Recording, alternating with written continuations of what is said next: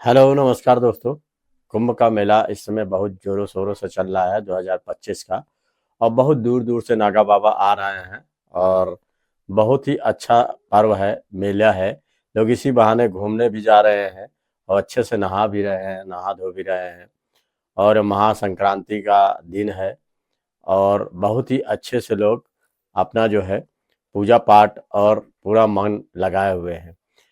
एक सरिता मैडम होती हैं, उनका एक 10 साल का बच्चा होता है। और जैसे ही वो भी सोचती हैं कि चले मैं भी कुंभ के मेले में नहा आऊं, और जैसे ही वो जाती हैं तो देखती है कि वो बच्चा जो है थोड़ा ही आगे निकलता है तो एक नागा बाबा जो है उस बच्चे को उठा के ले जाता है। और ये उसके पीछे पीछे दौड़ने लगती हैं कि पता नहीं क्या बात है, नागा बाबा कहाँ लेके जाएगा इस बच्चे को। और वो परेशान हो जाती हैं। लेकिन वो नागा बाबा जो है ले जाके एक तंबू के पास ले जाता है, और ले जाने के बाद उस बच्चे को बैठा के जो है बढ़िया से फल फरूद और उसको जो है टॉफियाँ बिस्कुट सब दे के खिला रहा होता है। और बच्चा भी मजे से खा रहा होता है। लेकिन सरिता मैडम जब उसको जाके देखती है तो देख के बिल्कुल हैरान और दंग हो जाती है। और सोचने पे मजबूर हो जाती है कि ये साधु बाबा बिना सोचे समझे कैसे अपने बच्चे को उठा लाया, और लाने के बाद जो है इसको उल्टा सीधा क्या क्या खिला रहा है। और बिना जाने समझे किस तरीके का हरकत कर रहा है, कहीं कुछ खिला पिला ना दे मेरे बच्चे को। तो ये सोच कर जो है वो घबरा जाती हैं कि कहीं ऐसा ना हो कुछ अनहोनी हो जाए और ये बच्चे को मेरे कुछ कर दे। तो दोस्तों वो सुन देख कर जो है उस नागा बाबा को एकदम चकित हो जाती है और हैरान और परेशान हो जाती हैं। और सोचने पर मजबूर हो जाती हैं कि ये यहाँ पे कैसे नागा बाबा के रूप में कैसे हैं। वो देख के बिल्कुल दंग रह जाती हैं। तो है दोस्तों, ये आप लोग को भी कहानी बहुत ही अच्छी लगेगी और सुनकर बहुत ही अच्छा लगेगा। और ये कहानी पूरी लास्ट तक सुनिएगा तभी आप लोग को समझ में आएगा, और तभी आप लोग जान पाएंगे कि कहानी कैसी है। और ये कहानी बहुत ही इंटरेस्टिंग है दोस्तों। और आप भी सोचने पर मजबूर हो जाएंगे कि आखिर ऐसा क्या नागा बाबा उस बच्चे के साथ करता है कि सब लोग हैरान और परेशान। और औरत जो है चिल्लाती उसके पीछे पीछे दौड़ने लगती है। तो है दोस्तों, ये कहानी आपको विस्तार पूर्वक सुनाते हैं। ये कहानी लाइक शेयर कमेंट जरूर करिएगा और इस कहानी में लास्ट तक बने रहिएगा, तभी आप लोग को कहानी पूरी समझ में आएगी। ये दोस्तों कहानी है प्रयागराज की। और प्रयागराज में ही एक सरिता मैडम होती हैं, वो अपने बच्चे को जो है घुमाने के लिए और प्रयागराज में जाने के लिए जो है वो नहाने के लिए प्रोग्राम बना रही होती हैं। और वो बच्चे से कहती हैं चलो तुमको जो है महाकुंभ दिखा लाऊं बच्चे, और उसमें नहला लाऊं, हम लोग भी जो है नहा लेंगे। और काफी दिन के बाद लगा है और उसको चलो देख आते हैं। तो बच्चों को लेके जो है महाकुंभ की ओर जाती हैं। और महाकुंभ में जब जाती हैं तो जैसे ही बच्चे को छोड़ती हैं तो बच्चा कुछ दूरी पे जाता है। और जाने के बाद उसको एक साधु उठा लेता है।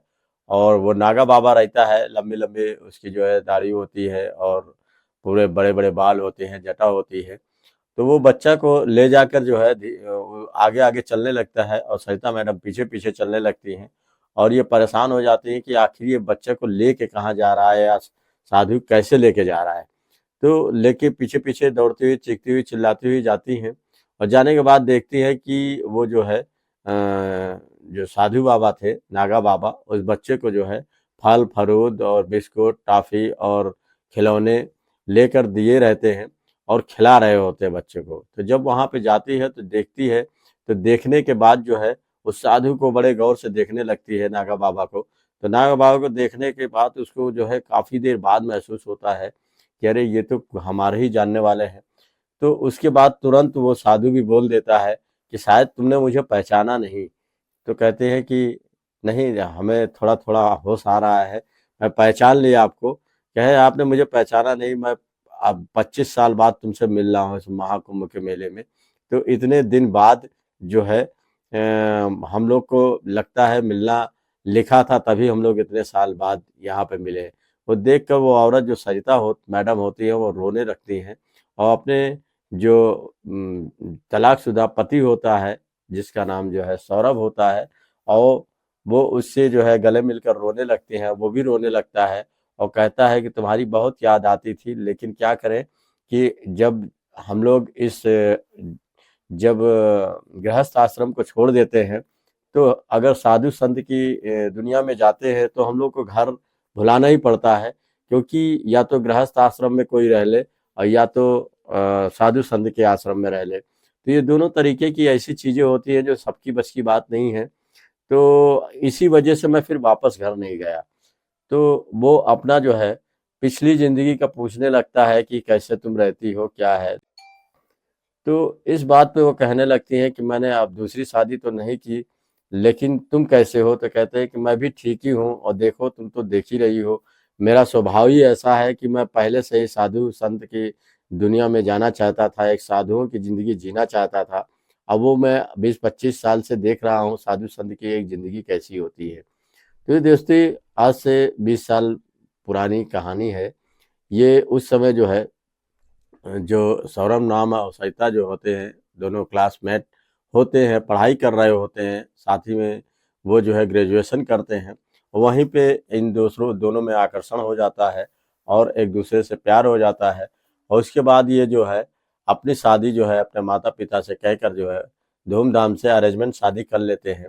और इनको जो है अच्छा भी लगता है। और शादी करके जब ये अपने घर आती है सौरभ के, तो आने के बाद जो है सौरभ से कहती है कि देखो सौरभ, अब हम लोग की ज़िंदगी वो ज़िंदगी नहीं है जो स्टूडेंट तरीके से थे। अब तुम्हारे ऊपर एक जिम्मेदारियां हैं और हमें भी कुछ सोचना है, समझना है, घर कैसे चलेगा, किस तरीके से चलेगा। तो सौरभ कहता है तुम क्यों परेशान होती हो, अभी तो हम लोगों का नई नई शादी हुई है, तुम दुनिया भर की ये बातें कहती हो। लेकिन कहीं ना कहीं जो है सौरभ जो है साधु संत के दुनिया में जाना चाहता था, उन्हीं के साथ में बैठना चाहता था। और बैठता था तो कभी कभी जाके गांजा भांग खा लेता था, गांजा पी लेता था, भांग खा लेता था। तो यही सब उसकी व्यवस्था थी। तो जाके 2-2 3-3 दिन वहां पड़ा रहता था और वहीं पे रहने लगता था, एक एक हफ्ता रह जाता था। तो ये उससे परेशान हो गई और कहने लगी कि ये कौन सा तरीका है, तुम बीवी बच्चे सब छोड़ छाड़ के जो है यहाँ साधु संतों के साथ जो है आके जो है गांजा भांग खाते हो, ये तुम्हारे ऊपर शोभा नहीं देता है, और तुम घर कैसे चलाओगे। तो उससे कहता है कि ठीक है, ऐसा है कि मैं अपनी खुशी के लिए कभी कभी आ जाता हूँ। तो उसी समय जो है रहते हैं, तो उसी समय इनके एक बालक होता है, बच्चा होता है घर में। तो रहने के बाद इनकी जिम्मेदारियां और बढ़ जाती हैं। इस बात पे जैसे सरिता कहती हैं, सरिता मैडम कहती है कि देखो अब तुम्हारी जिंदगी अकेली की नहीं है। अब तुम जो है शादीशुदा हो, तुम्हारी पत्नी है, तुम्हारे बच्चे हैं। अब तुमको जो है बचकानी हरकत नहीं करनी चाहिए। और ये जो साधु संत का जो है, मैं ये नहीं कहती कि साधु संत की जगह खराब है और ये सब करना नहीं चाहिए, साधु के साथ नहीं रहना चाहिए, वो अच्छे नहीं हैं, बल्कि सब अच्छा है। लेकिन गृहस्थ आश्रम में आने के बाद भी तुम्हारी जिम्मेदारियां बनती है कि बच्चों को पढ़ाना है, लिखाना है, घर का खर्च चलाना है, हमें भी देखना है और तुमको भी देखना है, मम्मी पापा को देखना है। तो सारी जिम्मेदारियां होती हैं। तुम चुपचाप अकेले ये सब छोड़ के जो है एक साधु की दुनिया में चले जाओगे और वहां पे लीन हो जाओगे और जाके गांजा भांग खा के लेटे रहोगे, सोए रहोगे। तो इस तरीके से दिन है, इस तरीके से तो बहुत ही गलत हो जाएगा, इससे नहीं होना चाहिए। तो इस बात पे सौरभ कहता है देखो मुझे ये दुनिया अच्छी लगती है और मैं वहां जाऊंगा, तुम्हें रहना हो रहो, ना रहना हो ना रहो, लेकिन मैं तो वहां जाऊंगा। इस बात पे इन दोनों में आपस में खटपट होने लगती है, एक दूसरे से लड़ाई झगड़ा भी ये करने लगते हैं। लेकिन फिर सोचने लगते हैं कि वो सरिता कहती है कि देखो इससे कैसे चलेगा, अगर ये या तो मुझे छोड़ दो और या तो मुझसे तलाक ले लो और या तो फिर ये साध्वी की दुनिया में रहो या फिर गृहस्थ की दुनिया में रहो, क्योंकि तुम दोनों एक साथ नहीं रह सकते ना एक साथ कर सकते हो। क्योंकि यह साधु संतों की दुनिया अलग होती है, उनको जो है बीवी बच्चे उनके यहाँ नहीं रहते हैं और वो अकेला अपना भरण पोषण करते हैं, अपना भीख मांगना हुआ या वेशभूषा उनका अलग ही होता है। तो उस तरीके से अगर तुमको जिंदगी जीनी है तो मुझे तलाक दे दो।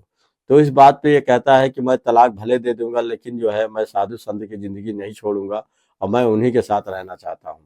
तो इस बात पे जो है सरिता जो है बहुत ही मिन्नतें करती है, लेकिन ये मानते नहीं है और आखिर में तलाक दे देते हैं। और तलाक देने के बाद साधु संतों की टोली में आ जाते हैं और वहीं पे जो है रहने लगते हैं और वहीं पे गांजा भांग ये सब खाना पीना और सारे तौर तरीके सीख जाते हैं। एक नागा बाबा के सारी सिद्धियां जान जाते हैं, धीरे धीरे उनके साथ रहने लगते हैं और सब उन्हीं की तरीके से वेशभूषा बना लेते हैं, बड़ी बड़ी जटाएं हो जाती हैं, लंबी लंबी, कोई इस तरीके से पहचान भी नहीं सकता कि ये वही सौरभ है जो कि आज साधु बन गए हैं। तो दोस्तों धीरे धीरे जब समय बीतता है, बीतने के बाद काफी समय हो जाता है, और जब ये महाकुंभ का मेला जब लगता है 2025 का, तो इसी में जो सरिता मैडम होती हैं, वो अपने बच्चे को जब लेके आती हैं घुमाने के लिए कि महाकुंभ में चल के इसको जो है स्नान करा लावे। लेकिन जब भीड़ भाड़ में जाती है, देखती है तो कोई साधु जो है उनको लेके जा रहा होता है, और ये सोच में पड़ जाते हैं कि आखिर ये साधु या नागा बाबा क्यों इस बच्चे को अकेले लेके जा रहा है, कहीं उसके साथ गलत कुछ काम न कर दे, या कुछ खिला पिला न दे, और कोई ऐसा ना हो कि कुछ उसके ऊपर ऊपर का हवा पानी कर दे। तो वो डरने लगी थी और जाके जो है चिल्लाने चीखने लगी थी, देखो मेरा बच्चा लेके जा रहा है, मेरा बच्चा लेके जा रहा है। फिर वो जाती हैं, जब तंबू में पहुंचती हैं उनके, तो देखती हैं कि वो बच्चे को बैठा के जो है वहीं पे फल फरूद और बिस्कुट टॉफी और गुब्बारे और खिलौने लेके बच्चे को खिला रहे होते हैं। तो वो देखती है तो पहले तो समझ नहीं पाती हैं, और समझने के बाद जब देखती हैं तो गौर से, तब वो कहती है कि अरे तुम तो सौरभ हो। सौरभ भी कहता है कि शायद तुमने मुझे पहचाना नहीं, देखो मैं सौरभ, तुम्हारा सौरभ हूँ। तो वो देख के जो है दोनों की आंखों में आंसू भर जाते हैं। फिर वो कहता है कि देखो मैंने ये आज 20-25 साल की जिंदगी एक साधु की भेष में बिताई है, अब मुझे जो है गृहस्थ आश्रम में आना है, क्योंकि मैंने एक साधु संत की जिंदगी देखी है, क्योंकि साधु संत की जिंदगी बिल्कुल अलग ही होती है। मैं तुम्हारे साथ जीवन बिताना चाहता हूँ, अब जो है मैं ये साधु संत की दुनिया छोड़ना चाहता हूँ। अब मैं चाहता हूँ कि गृहस्थ आश्रम में आ जाऊँ, क्योंकि जो है गृहस्थ आश्रम में हम लोग साधुओं को भी बताया जाता है, साधु को भी, क्योंकि जो है एक गृहस्थ आश्रम जो है सबसे अच्छा क्यों माना गया है, क्योंकि जो है एक जीवन का उद्देश्य होता है, बीवी होते हैं, बच्चे होते हैं, माता पिता होते हैं, सभी लोग होते हैं, सबको देखना होता है। तो धीरे धीरे जिंदगी कैसे कट जाती है किसी को पता नहीं चलता है, और सब एक बाई एक उसके पास इच्छाएं होती हैं।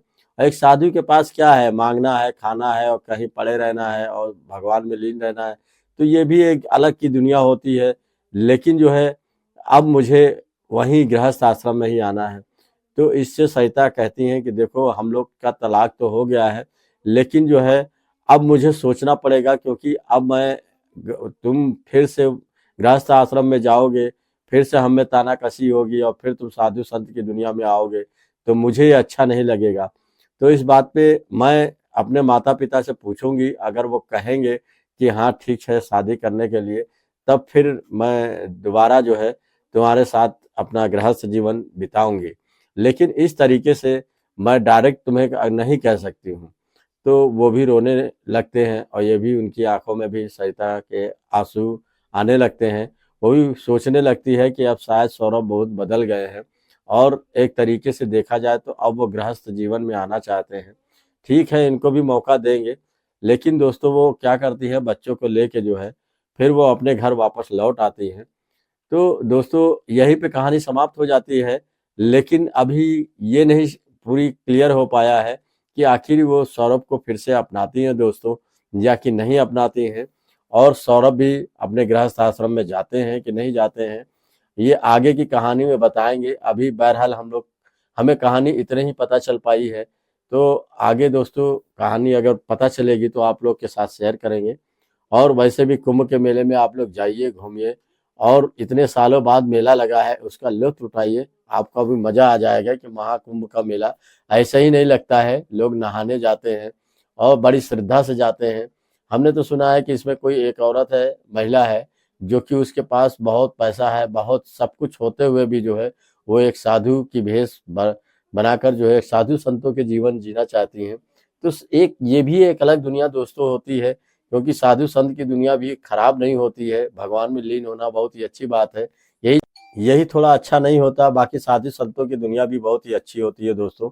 और कहानी आप लोग को अच्छी लगी तो लाइक शेयर कमेंट जरूर करिएगा, और हमारे चैनल में कमेंट जरूर करिएगा कि आप लोग चैनल कहाँ से देख रहे हैं। बाकी नमस्कार दोस्तों।